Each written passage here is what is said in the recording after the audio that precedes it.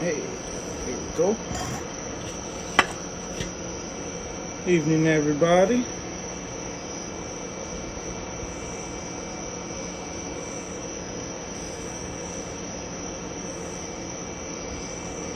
How we doing? So we'll get Lewis in here real quick.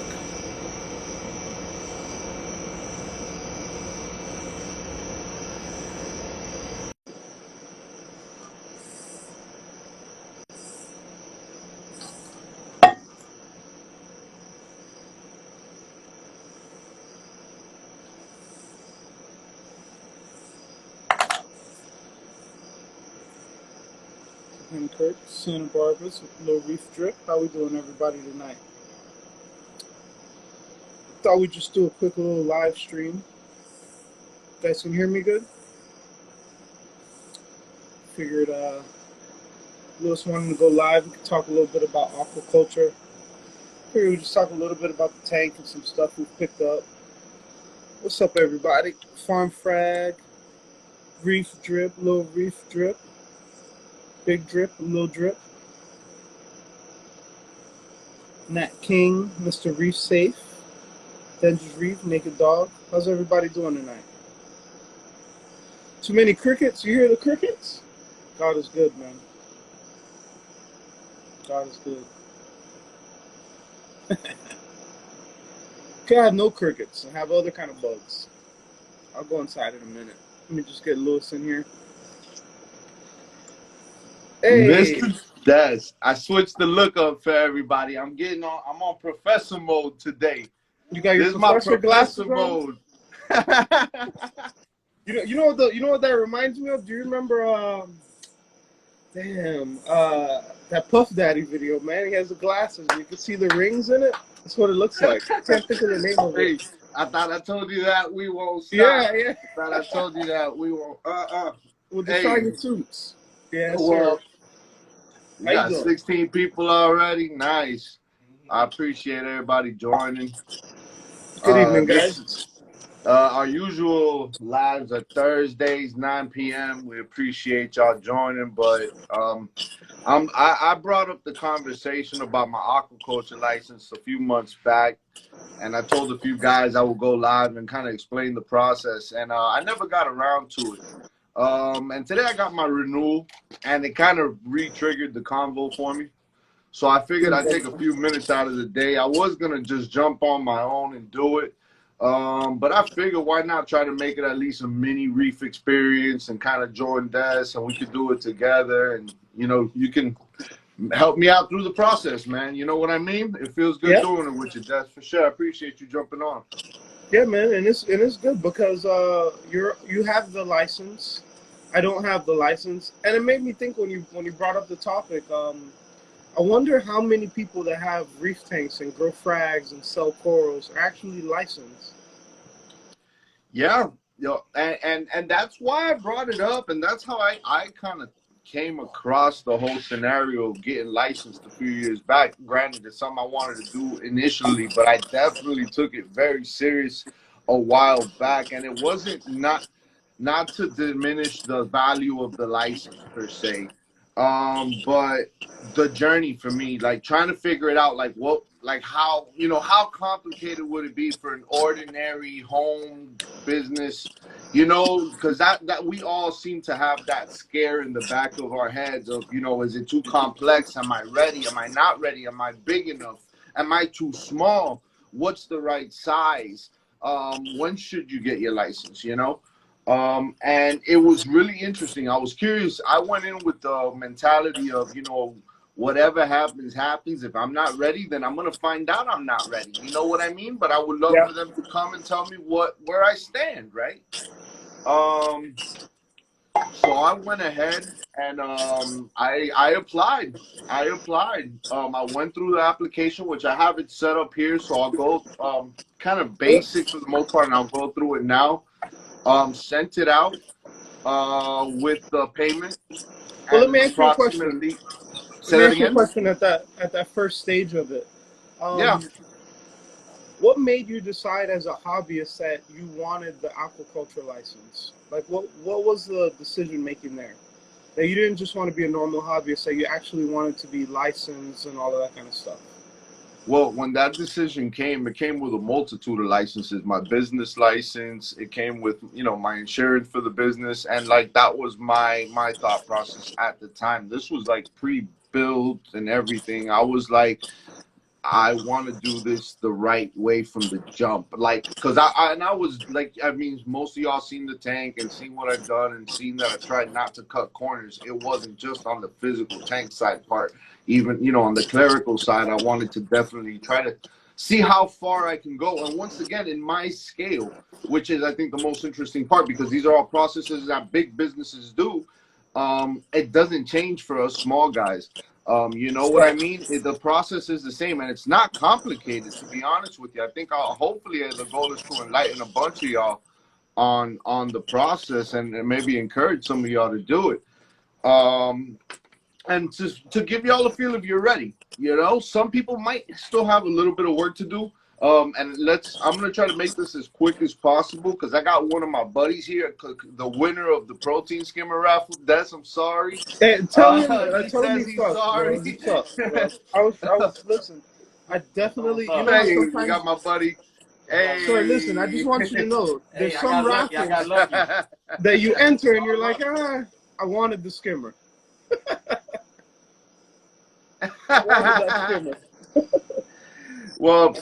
Well, yeah, man. But thanks everybody for joining. We got 20 people so far. Yeah, Ricky's Reef. He's about to break down the whole process. Ricky Reese was asking, could you shoot me the information? Yep. So I'm going to break down the process. I was giving a little background on how I went into my license. Reef Supreme, thanks for joining. He was one of the ones that reached out privately and asked for info on this. Yep.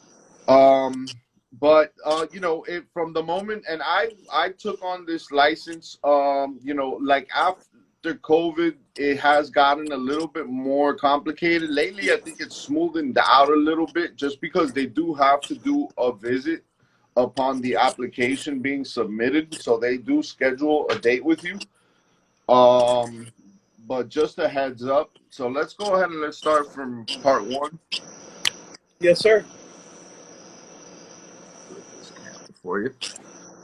All right. So here we have your application. This is a standard, this is the Department of Florida application for the aquaculture license, guys. The top of it, for the most part, has fairly basic information. Application name, your aquaculture license number would go on top if this application is also your renewal license. Your renewal application. So you'll be doing the same application for the rest of your journey in the aquaculture world. The only difference is the initial one, obviously, you want to make sure it asks for a company name. That is not required. It's optional. You can be a home business, like just an aquaculturist and not have a company and want to be licensed. But in my opinion, if you guys are planning to sell, I first went ahead and got all my business licenses before I filled this out. It's fairly easy to do as well. Just a small fee for your business license, and that way you can turn this in properly with your company name if that's the route you do decide to take. Could I just throw a DBA in there? I'm sorry, can you say that again? So could I just throw a doing business as on that line right there? Well, if you're doing business as, I think it would have to be an actual company, on paper. Yeah. Okay. Obviously then right here, guys, the next question is production facility description. Okay. And now this application applies from small guys to these big, oceanside farming. So there is questions that might come across that, okay, then this is where I put the information of my tanks and my systems and, so I will pretty much right here, just to give you guys an idea of what I did, main display, main tank, 90-gallon shallow tank with skimmers, reactors, chitomorpha, that type of basic information just to give them a breakdown of what your tank consists of, or your system consists of if you have multiple tanks. And you can expand on it in a prior page if you have to. An extra level that I did, guys, that I thought was like would speed up the process, would give them a better idea of where you stand, was when I turned in the envelope, when I put it in the mail, prior to, I took pictures of my tank and my equipment, and I put it in the envelope to ship it out, just to give them a visual even before they come and visit my tank of what they were expecting and what was going on. And that served dual purpose. It was to not waste their time or mine, and make sure they weren't gonna be surprised or anything, and it was all smooth. Okay. Okay. Which I'm listening. Now, let me ask you a question. Yes, please. As far as that prep that you just said that you did, knowing that they would come by, when you're filling in that information, are you putting in every tank that you have, or are you only putting the information for your big display? Every tank it's required. At the point I did it, I only had 2 tanks, so it wasn't too complicated for me. Right? But like I said, try to be as detailed as possible with your system. No need to, have to make yourself, if you have a small system and you just have regular equipment, then that's what you want to put. I think the details just have to be accurate for what you're doing exactly. Whether it's big or small. You know what I mean? I think they definitely want to see that. Right. Okay, and that way you're not bamboozling them. They're not wasting their time with you. You know what I mean? Like, they know what they're seeing, they know what to expect, and vice versa for you. You're not catching any surprises. Is that fair to say? Yep, understand. So far, so good, guys. Des, what do you think? So far, so good. The main question I see everyone is asking is, did they actually come and do the visit? Yes, they do. Yes, Okay. they do. Yes, they do. And I'll go. Guys, if stick around to the live, and in the end, I'll explain to them how that goes and what they're looking for. Okay. But I figured I start from square one. Okay. Yep. And actually, this is the end of the application right here. Surprisingly, right here, that's as simple as it is, really, guys. It's basic info, the info of your tank. And then right here, it says, please list the aquaculture products being produced below. Okay, so now here, it feels like it would be complex, but it's actually very simple. There's a second page that's attached to this application that I'm going down to now. It's actually 3 pages. This second page applies to breeding fish, which none of us really do. It's more for coral. We're more corals. But obviously, this is aquaculture in all scales. So the application does apply to both fish and corals. So just skip through the fish. It has nothing to do with you. And you slide over to this third page, which has all the details of actually even reptiles, plants. But right here, you see corals. Okay. And here are all the scientific categories for the family species. And if you guys, and it's a bunch of them, obviously, there's some that that are easy to understand, zoanthids and stuff. But once you start getting to some of these that you might not understand, one thing I did during the process, just to assure I was doing it right, was I went item by item. And I Googled and I made sure, all the species within each category were things that fit what I was growing out at the time. And I entered this information over up here in this box. Fair enough? So you're you're trying to scan what you're going to be producing, and you go ahead and enter it in here. Okay? Let me ask you a question right there. On all those different items, if you scroll down, what is the purpose of...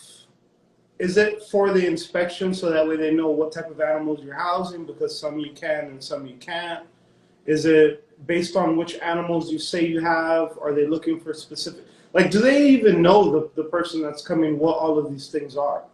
Yeah, no, and that's perfect. That is perfect question, because I think that's pretty much where I'm going to lead off to. And that's going to take pretty much the whole second half of the convo, just explaining that question right there. Right. So before I wrap this up right here, as far as the application, you also have rotifers, copepods, microalgae such as Chido and micro and macro, so Phyto and Chido.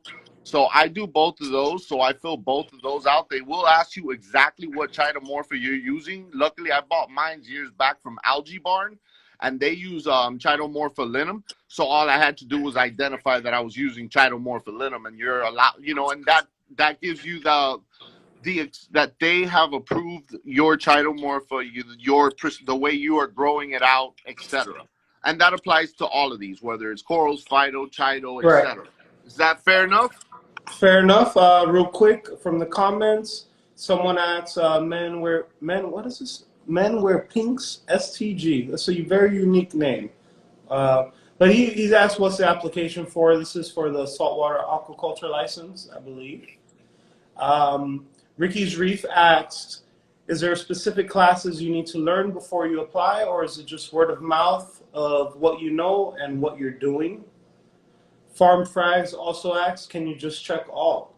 So you got 3 questions right there. Go. That's great stuff. No, do not check all. Do not check all. Check the ones that you know exactly you're going to be producing and you're going to be dealing with. Do not overwhelm yourself or them with information or products that you are not going to be doing. I think it's just going to put a strain on your personal scenario with this. I would say focus on what you're going to be producing. Now, I will tell you, when they came to check me, I had just started with the Phyto, so I wasn't even 100% ready. So they're willing to work with you as far as future products. I think as long as it's not too far within realm, you know what I mean? All within reason, I think they can definitely work with you. But yes, I would just be as accurate as possible to your specific scenarios, not only on this part, but also on the actual description of your facility.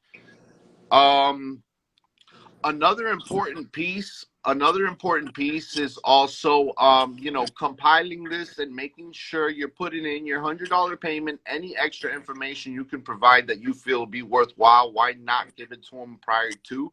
That's why my pictures, I felt it was an easy move. It really took me a second to just take the picture of my setup and my equipment and just throw it in the envelope. And they were actually very appreciative of that. So I say, why not? I highly recommend doing that. It's also a $100 payment. The license lasts 1 year. It's done every June. They usually do the COVID has been a strain on them coming out. I think they loosened up a bit towards the end. I don't know if they retightened after COVID kind of took off again. But once you fill in the application, they reach out to you via email and start coordinating a date to come and see your stuff. It's the Department of Agriculture that'll come over. For me, it's been 2 young ladies, very polite, very helpful. And don't feel ready to ask them questions too. Like, don't feel like concerned. Like, be excited about it and just be ready to ask the right questions for you and your scenario. Like, I'll give you some examples of what my questions were to them, which I think are questions that you wanted answered. And it was like, what can this do for me? I really honestly told them, I wanted this just because I know it's the proper way to do what exactly the route I was going to do.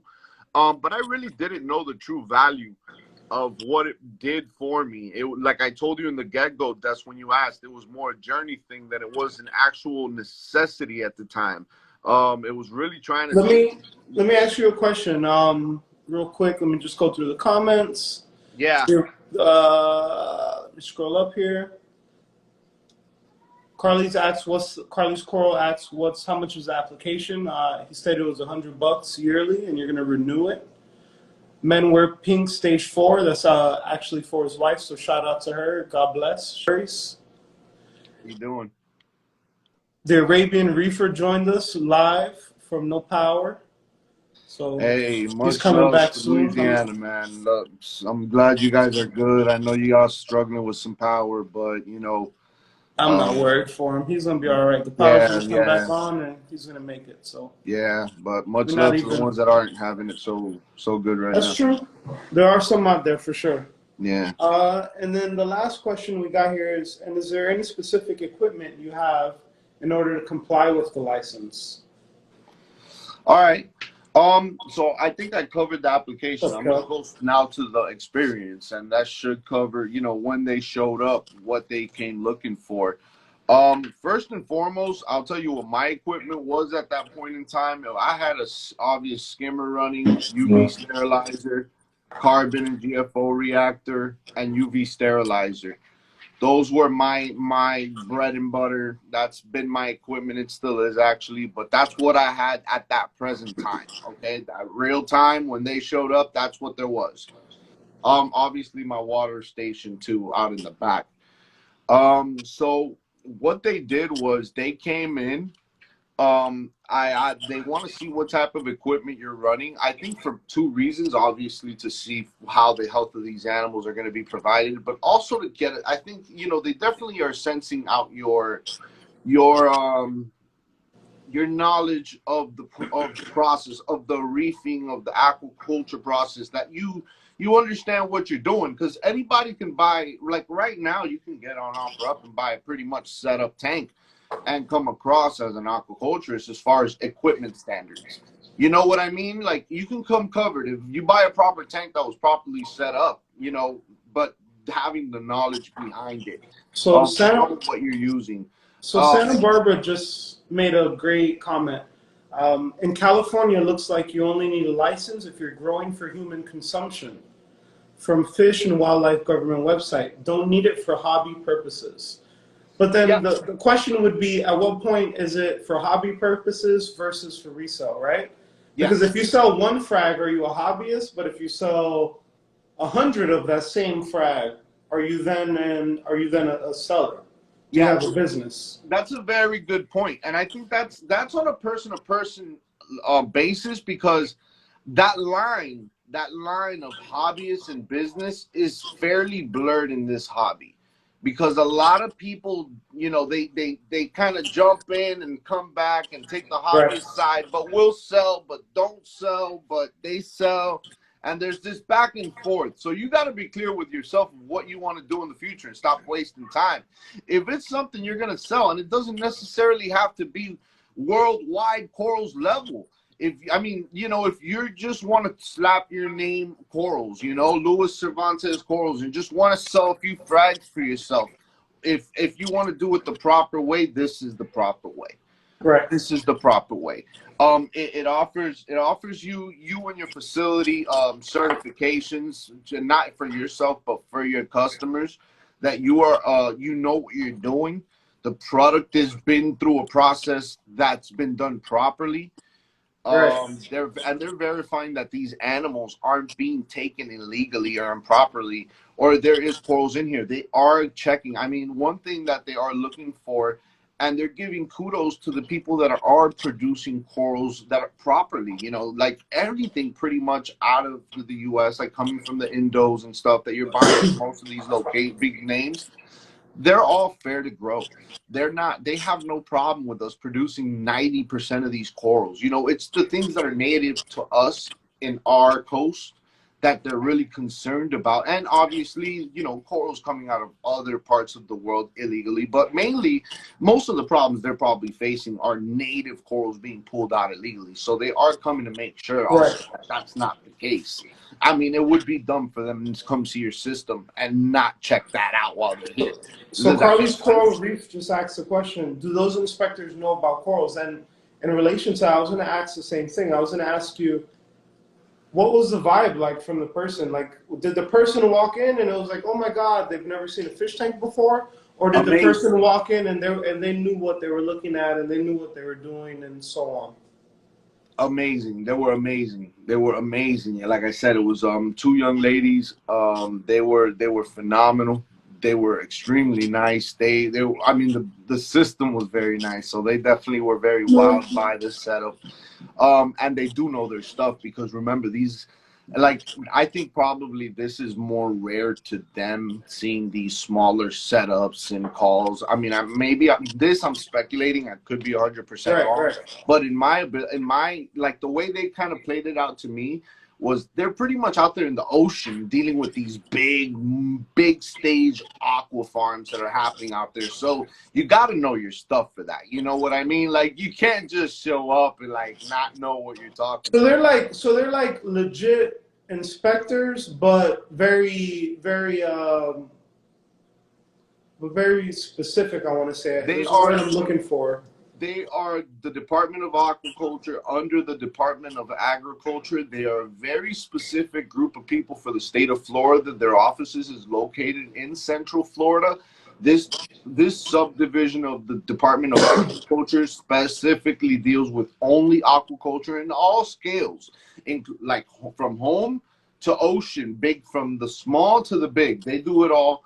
So the people coming to your house are the same people seeing those setups. Like they're not biased to size. Like they're scheduling appointments on locations. Like if they got to do inspections in 4 locations in Miami, they'll usually schedule themselves around those dates and come and make their visits around that time.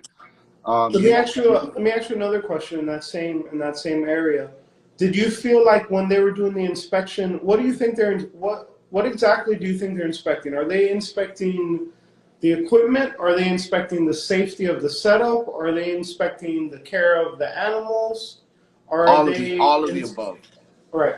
All of the So, above. I mean, okay. honestly, all of the above. They're looking at all of them. I mean, you got if like for 1 second, guys, put yourself in their shoes. It doesn't take long if you, especially if you do this for a living, for you to really gauge the situation from a visual stance. So it like you can walk in and get a pretty good visual on all 3 of those questions fairly fast, and then obviously as like I took the combo and I was walking them through. They were obviously taking notes and and I was just pretty much, this is how I run it, this is why I run it this way, these are the results I'm having. They will ask you approximately how many frags you're going to be producing a year. What's You up, know Jay what I mean? Carey? Huh? No, I was just shouting out someone came in. Guy, what's up, Jake Harry? But yeah, then they also look at 2 things: the way you're getting your water and the way you're throwing out your water. It varies from scale to scale. Some people use large. Some people don't do water changes, so they have nothing to worry about. Right. Some people do small water changes. Small water changes is pretty much okay to do it in multiple ways as long as you're not hurting anything. They are making sure that you're not infesting an area. I personally have been doing certain experiments with some plants, and I use the salt water towards the plants. So it's a win-win for me. And they were okay with that process too. They got to go back there and see what I'm doing back there. I showed them my water station, how I make my water. I mean, at that point in time, guys, I had an RODI system like everybody else connected to my tap, like most people do. And it was going to my tanks, which once again, yes, they're large, but size varies. I don't think it makes a difference what size it is. They just want to see where it's coming from, and it's being done properly. Well, like Reef Strip just asked, he said, "What are you supposed to do if you use salt water?" I don't This think it's book, necessarily what you're going to do with it, but where are you putting? Because I think about that sometimes. I dump my old water in the backyard, yeah. but that can't be good for where I'm dumping it. I'm dumping all that salt water in there. You know what I'm saying? We dose a lot of different chemicals and trace elements and all of those things. And imagine on a super large scale where they have a lot of wastewater, if they're just dumping it, could maybe negatively affect something, I guess. And once again, that's that. Look, that this. I'm glad you brought that up. That was one of my questions. That was one of my questions because I did know ahead of time that was going to be an issue. Not an issue per se, but I did know that would arise. So and just like most people in this live asking questions now, I had that doubt in my head pre them coming. So I was prepared for that question to them. What is the proper route? Okay, what is the right and wrong way to do it? And obviously they said scale is important because, you know, if you're dumping a lot of water, you might want to see a more you know, a more proper approach. Don't just dump it in anywhere without having proper checks to make sure that that's not going to cause any issues in the Right. long run. And now we're talking massive volumes. They're pretty. Santa Barbara Coral says the toilet. They said if it's small volumes, the toilet's fine. They said it's naturally not a problem. You know, To that's put why to put the old salt water in the toilet? it's safe to dump it in the sewer. It's safe if you Is want that to what use that people as a do? source. They were okay as long as it's small volumes to put it through the You sewer. know, I've actually never thought about this. So you're Now telling me people bring their are carrying buckets to the bathroom and dumping it in the toilet? you cannot. I mean, you got to remember that not there's so many different scenarios out there of people's like situations per se. Right. Yeah. Like right now, we might be talking to a guy that might want to get his aquaculture license as he's on the 36th floor of a building right now with Yeah. not too Yeah. many You're options. right. You're right. You're You right. know, Yeah. so I think this is an interesting point for all to have. Now, I think what's important, guys, is to just verify and make sure that your process is right. It's a valid question. They love. That's why they're there. They're there to make sure that you know what you're doing, that you know what you need to do, that you know that you have help as well. um so go ahead and, you know, ask them the questions. Like I told you, when I went into this not 100% sure if I would qualify. So at this, when I went into them coming, I had no worries if I didn't pass or not. So I was going to be as valid with all the questions as possible because I wanted to get it right and get all the questions. I didn't just want to pass through real quick and get a quick license. I really wanted to figure this out and make sure I did it right. Like, am I Right. Right. doing this right? So that was an important question for me. And just they told me, you know, obviously my experiment with the plants worked out, but they were very open to answering the how each specific person can handle that scenario. And they're very open to letting you work with it. Oh my God, Reef. Yeah. I'm gonna be honest with you. Can I be honest? Listen, Go hold on, for it. wait, listen. When you guys started talking about dumping it down the toilet, you lost me because I've never even like considered like why wouldn't you just put it outside? You know what I mean? Yeah, I'm always very open-minded to the many scenarios because Ice just low. like, It is Sky High Reef.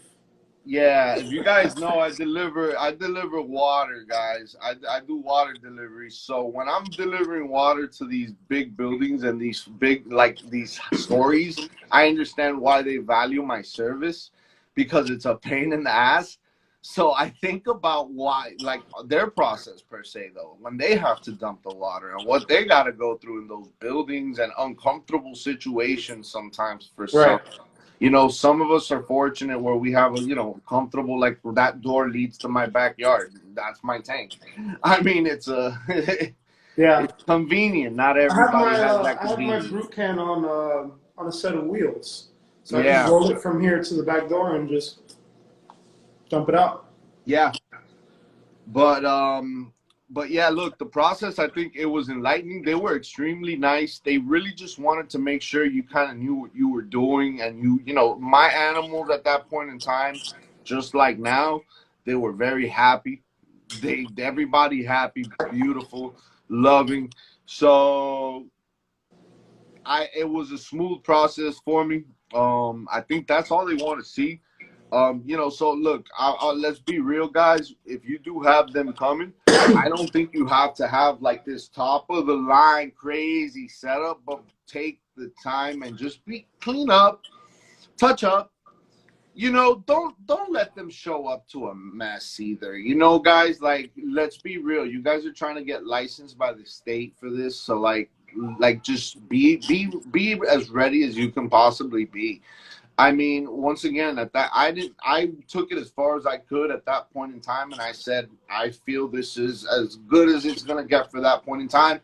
I can get better, but I'm gonna try like this, and Yeah. it paid off. You know what I mean? Like, granted, Was What do I you maybe not as ready as I could have been? Who knows? But I did the best I could. I did What the do you best I think could. after getting the license and going from a hobbyist to someone that's a licensed aquaculturist? Even if that's the right word, what do you feel like the advantages were? Oh man, it's amazing. It's amazing. And let me just show you Or per se, guys. like what doors does it open? You know what I mean? Well, look, I'll tell you, it does several things. It obviously opens up your windows to where you can access certain corals and the way you deal with certain corals. There's certain wholesalers and places like that that won't let you deal with them unless you're licensed in some way, shape, or form. It does offer a sense of lineage for your product versus others. Like a lot of people don't tend to use this, but a lot of people do, believe it or not. And it's a sense of lineage towards your product. And by you being, certified like that, you properly set up a lineage for all these products. Because you remember, like some of these corals, like I'm selling a Zoa that wasn't here yesterday. It just we most of this stuff it's just coming alive. So we gotta turn it into it's being sold per se. So it turns into a transaction. And so the proper way to do it with a lineage for the next person that's gonna have that moment. I sent you a Ghani a few months back. I hope it's still beautiful. It's You actually decide still alive. there you go. You Out of decide to all of the frag stuff that that I one killed, the day. You Ghani's decide still alive. I love it. You decide to frag that one day and do a bunch of frags, and you want your lineage. You can actually say you got it from a certified aquaculturist, and you can use my aquaculture number to show where it came from. And that's that authenticity to the aquacultures per se, That and is the a good. That customer. is. He said that's a good aspect. That is a good aspect of it. That real lineage, because you are a licensed aquaculture, so it is a real branded thing. It's not just a hobbyist to hobbyist thing. 100%. And you get your aquaculture license next, Des, and the next person in front of you will have that advantage. And if they get the license, then they have, and Yeah, it's generational, not only on a vendor to vendor scale, but the coral itself has a sense of traceability going out properly. right. And it provides an assurance to the state as well, like that there is all right. These guys are dealing properly, and if you're shipping, you put your aquaculture number on the box, and it makes the process at the ports, places where you and the box and the coral are no longer together. It It makes it makes that legit. process a lot more safe and assured for the vendor and ultimately the customer. So take that into account as a huge benefit, especially to those that ship a lot. I've been very fortunate to have most of my customers locally, including my buddy right here, P, that's waiting for me. So I won't take too much more of his time. But there is a lot of shipping going on right now, guys. And sometimes you guys have strains in shipping. Getting this license will make that easier. They do, as long as you put your aquaculture number on the box, they do tell you this when you get your license. Your materials are also tax free, um, as most agriculture businesses, that is a benefit from the state of Florida. The state of Florida encourages agriculture and aquaculture, so they're not going to go to your house and try to prevent you from getting a license unless you don't Right. want it. They want more people to do this, whether it's big or small. They actually want more of us. So go for it, do it. And let me It's ask you not this. that hard.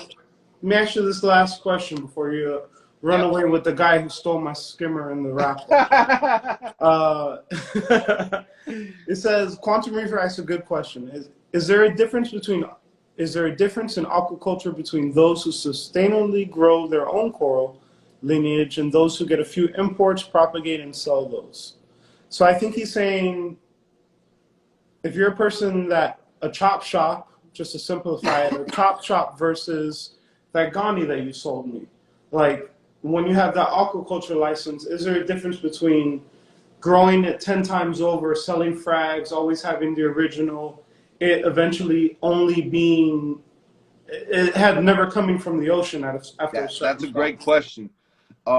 Hey, we're up to 30 people. I appreciate everybody joining. I hope everybody gets a lot out of this. But I'll give you my personal experience, and I would be, it would be extremely hard to not assume that everybody else is in a very similar state. Okay, Okay. my corals, I am constantly searching, hunting for new species. So I am constantly introducing new things to my tank. Okay. There's, while I'm growing things, while some things come ready, some things are right now not ready, not even close to ready. Like some things are just introduced, new species that I want to try out and grow out.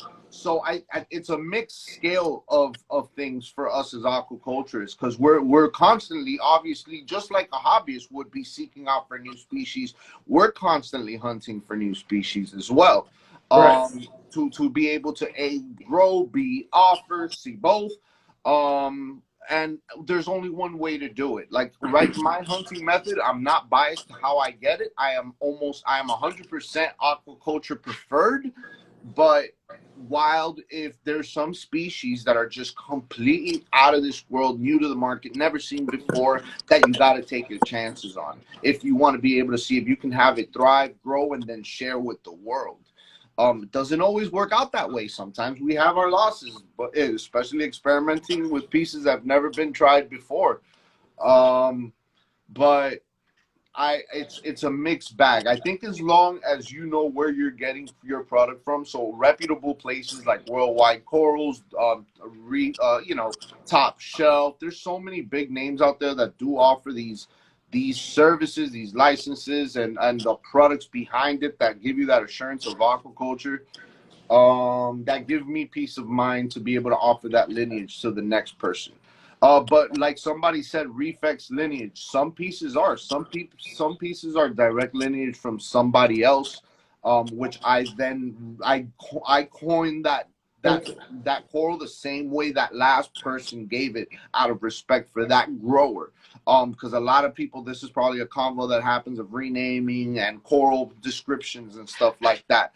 I think we need to be very. I think it's all the cool. The names I think are all cool and fun, but we got to be assured of the species per se. I'm more worried about being very, and that's usually not a problem. Most of us know exactly what we're selling as species. But I mean, the other day I saw somebody selling Aptasia as corals, and they had no idea it was Aptasia. They thought it was a coral. So that just truly shows that this guy has no idea of any species per se. If you can't really identify that versus the other, you know what I mean? Right. For sure. So yeah. So I think that's just very important. Got to do that thing that makes me money to feed my reef, work, take care of them. Yeah. So look, the Well, license, a lot of people have always wanted and been curious about it, and probably thought it's a lot more complicated than it is.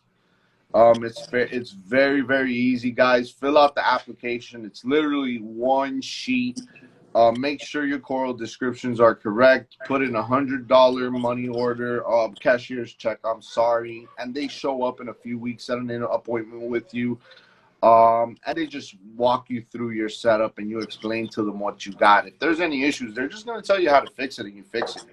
But it will make you a certified aquaculturist, and you will have all the benefits I described. There's also a lot more benefits that you can go ahead and read online. I won't tie up this call with it, but I think I covered some of the more important ones per se.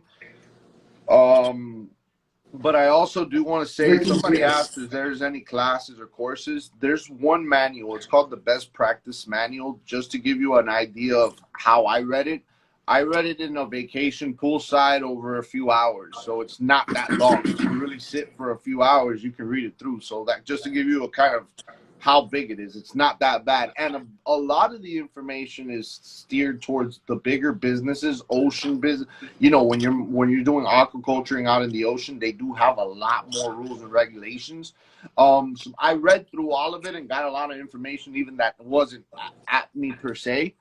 But yeah, we got, but there is a lot of information that's very, very important to us just to know. And most of the things surprisingly you will notice that you knew already. It's just practices you're already doing, like common things that you just think it's something we learned in the chat room or something, and we really don't take that much importance to, but it's actually set in stone in the aquaculture book, and you're like, oh crap, okay, so I'm doing some right. So you'll have that reassurance along with the license of how much you actually know, and a lot of you are going to be surprised with how ready you are for this. So go for it. I did say I was going to do it in Spanish. It's been a longer call than I expected, so I'm just going to do a whole separate video in Spanish, because there's a few people that are Spanish speakers only that were interested in this, and I feel bad for them not being able to kind of take info. What you got to do is, you got to do it in Spanish, and then I'm just going to nod the whole way through. Well, Pierre's going to kill me. Pierre's going to kill me if I don't I think I can play it off. I think I lived in Miami long enough. I can get through it. You're right. Well, I appreciate you if you definitely join. I would love to have you anyway. Yeah, man. But for sure.